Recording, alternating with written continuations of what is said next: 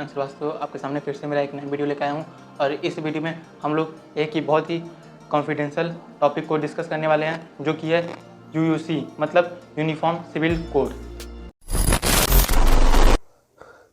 जैसा कि आपको पता है कि जब बीजेपी गवर्नमेंट 2014 में सत्ता में आई थी तो उनका 3 मेन और कॉन्फिडेंशियल टॉपिक था कि उसको हम लोग क्लियर करेंगे। पहला 370, दूसरा राम मंदिर और तीसरा यूनिफॉर्म सिविल कोड। और बीजेपी ने पहला अपना दोनों को अच्छे से कर दिया है। अब जो यूनिफॉर्म सिविल कोड है उसके ऊपर भिड़ गई है कि अब इसको अच्छे से करना है लागू। सिविल कोड को लागू करना है पूरे भारत में। अब इस पर उसने काम भी करना शुरू कर दिया है, जो कि अभी रिसेंटली न्यूज़ आया है कि गवर्नमेंट के द्वारा लोगों से सर्वे किया जा रहा है कि लोगों का मत क्या है इस विषय पर। तो लोग अपना अपना अलग अलग मत दे रहे हैं और कुछ लोग इसको सपोर्ट कर रहे हैं, तो वहीं पे कई लोग हैं जो इसका विरोध भी कर रहे हैं। विरोध हो रहा है तो क्यों हो रहा है इसको हम लोग जानेंगे। अगर लोग सपोर्ट कर रहे हैं तो क्यों सपोर्ट कर रहे हैं ये हम लोग जानेंगे। आखिर यूनिफॉर्म सिविल कोड है क्या, इसके बारे में हम लोग आज पूरी तरह से डिस्कस करने वाले हैं। तो अपने पहले टॉपिक से कि यूनिफॉर्म सिविल कोड है क्या, तो मैं आपको बता दूं कि यूनिफॉर्म सिविल कोड एक ऐसा कोड है कि जिसमें मैरिज एक्ट को, जितने भी हिंदू मैरिज एक्ट हैं, मुस्लिम पर्सनल लॉ है, सिख का है, क्रिश्चियन का है, ये जितने भी सब हैं इन सबको हटा के पूरे भारत में एक ही लॉ को लागू कर दिया जाए जो कि यूनिफॉर्म सिविल कोड है। और सबके रिलीजन को मद्देनजर रखते हुए किसी के रिलीजन पर थोपा नहीं जा रहा है और इसको एकदम सेकुलर रहेगा। किसी भी रिलीजन को ध्यान में रख के इसको नहीं मॉडिफाई किया जा रहा है, सबसे बड़ी बात ये है। और इसको बनाने से होगा ये कि जितने भी जो अनप्रैक्टिस्ड चीज़ें हैं जैसे चाइल्ड मैरिज हैं और अलग अलग चीज़ें, पॉलीगैमी है, पॉलीएंड्री है, तो ये सब चीज़ें जो हैं ये कम्प्लीटली बैन कर दी जाएंगी, जिससे लोग बहुत खुश होंगे। और जो हमारी मीडिया है ये कुछ चीज़ों को बहुत ज़्यादा दिखा रही है कि जो यूनिफॉर्म सिविल कोड को अगर सपोर्ट कर रहे हैं तो वो हिंदू हैं, और वहीं पे जो हैं जो इसका विरोध कर रहे हैं यूनिफॉर्म सिविल कोड का वो ज़्यादातर मुस्लिम हैं।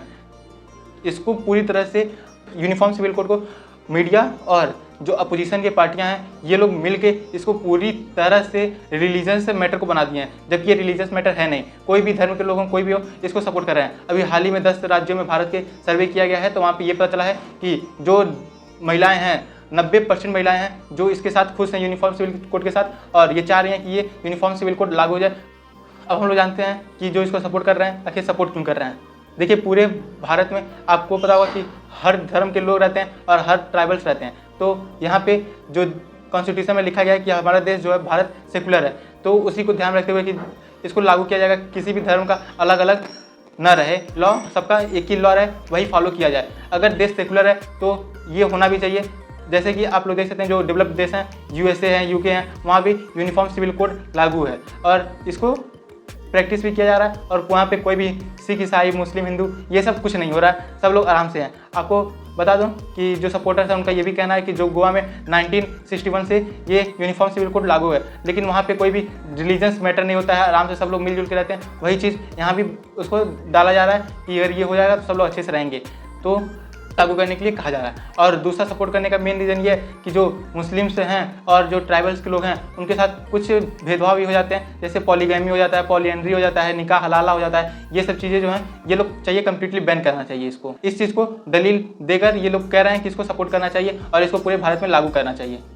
और इसको लागू करने के लिए तीसरा मकसद लोगों का ये है कि जो भी लोगों को में पर्सनल लॉ हैं, जो वुमेन है, उनको इक्वलिटी मिले। और कुछ ऐसे रिलीजन हैं जहाँ पे वुमेन्स को बिल्कुल भी इक्वलिटी नहीं मिलती है, तो वहाँ पे उनको अच्छे से इक्वलिटी मिले। राइट टू इक्वलिटी हमारे फंडामेंटल राइट में भी है, तो उनका जो राइट है वो फंडामेंटल राइट वो भंग ना हो, इसलिए इसको लाने की दलील दी जा रही है और इसको लोग सपोर्ट कर रहे हैं। अब हम लोग चलते हैं तीसरे टॉपिक पे कि इसको लोग विरोध क्यों कर रहे हैं। जो हमारी पॉलिटिकल पार्टियां हैं, अलग अलग पार्टियां हैं, वो ये कह रही हैं कि इसको लागू करने से जो एक हिंदू आइडियोलॉजी है वो पूरे भारत में फैलाना चाहते हैं, इस वजह से इसको लागू कर रहे हैं। क्या चूतिया पा है, हिंदू तो आइडियोलॉजी ये कैसे हो गया। अगर हिंदू तो आइडियोलॉजी रहता तो यूएसए, यूके और भी सेकुलर देश जो हैं वो इसको अपने देश में लागू करते नहीं करते।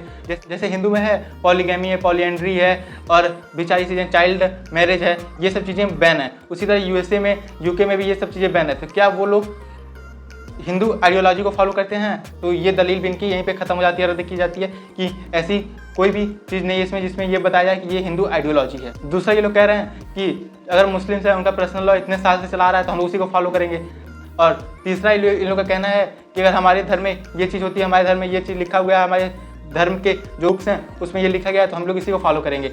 और वहीं पे कई लोग हैं इसका विरोध करते हुए ये कहते हैं कि अगर कोई भी चीज़ है अगर पुराने तरीके से चले आ रहा है तो उसको जरूरी नहीं है कि उसी तरह लागू करना, उसको मॉडर्नाइज करना, रिफॉर्म करना जरूरी होता है। और वुमेन्स को पहले के समय में सबको पता है कि वुमेन्स को कोई भी राइट नहीं दिया जाता था, कुछ भी नहीं दिया जाता था, इक्वलिटी में नाम पे कुछ भी नहीं दिया जाता था। लेकिन आज के समय पे उनको जो जो चीज़ें की वो हकदार है, वो सब चीज़ें उनको हमारा कॉन्स्टिट्यूशन देता है। तो इसका भी तो कोई सेंस नहीं बनता है।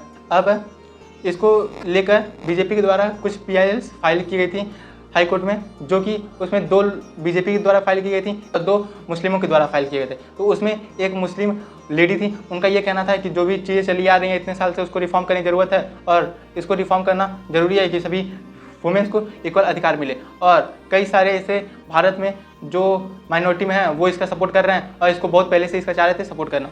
और मैं आपको बता दूँ, यूनिफॉर्म सिविल कोड जो इसका ड्राफ्ट है ये उत्तराखंड ने भी अपना बना के तैयार कर लिया है और उत्तराखंड इसको लागू करने के चक्कर में पड़ा हुआ है। वहाँ की जो सरकार है, धामनी जी का जो सरकार है, वो चाह रही है कि इसको जल्द से जल्द लागू कर दिया जाए। आपको मैं ये ड्राफ्ट दिखा रहा हूँ, यही चीज़ है। आपको ये देख के ये नहीं सोचना है कि ये पूरे भारत का है, ये एक स्टेट का है। और ये स्टेट, अब आप लोग सोचोगे कि गोवा जैसे स्टेट, उत्तराखंड जैसे स्टेट, ये अपना अलग से कैसे बना ले रहे हैं और कोई स्टेट नहीं बना रहा है, कोई सेंट्रल नहीं बना रहा है। तो कॉन्स्टिट्यूशन असेंबली में जब ये चर्चा चल रही थी तब उसमें क्या हुआ था कि जो यूनिफॉर्म सिविल कोड को कॉन्करेंट लिस्ट में रखा गया था। तो कई लोगों को कॉन्करेंट लिस्ट नहीं पता हुआ, तो मैं बता दूं, कॉन्करेंट लिस्ट और स्टेट लिस्ट और यूनियन लिस्ट होता है। यूनियन लिस्ट वो लिस्ट बताता है कि जिसमें जो सेंट्रल गवर्नमेंट होती है वो रूल्स लॉ को बना सकती है और जो स्टेट गवर्नमेंट है वहाँ पे स्टेट की गवर्नमेंट रूल्स और रेगुलेशन को बना सकती है। और कॉन्करेंट लिस्ट में स्टेट भी बना सकता है और दूसरा सेंट्रल भी बना सकता है, आराम से दोनों भी इसको काम कर सकते हैं। तो इसी वजह से कुछ स्टेट हैं वो लागू करने के लिए चक्कर में पड़े हैं और कई जगह तो जैसे गोवा में इसको पहले से लागू कर दिया गया है। उम्मीद करता हूँ आपको वीडियो पसंद है। वीडियो पसंद है तो वीडियो को लाइक कमेंट शेयर करता हूँ। चैनल को अंश लाल चैनल को सब्सक्राइब कर लें। फिर मिलते हैं इसके नेक्स्ट वीडियो में, तब तक किसी नए टॉपिक से। तब तक जय हिंद, जय भारत, जय श्री राम।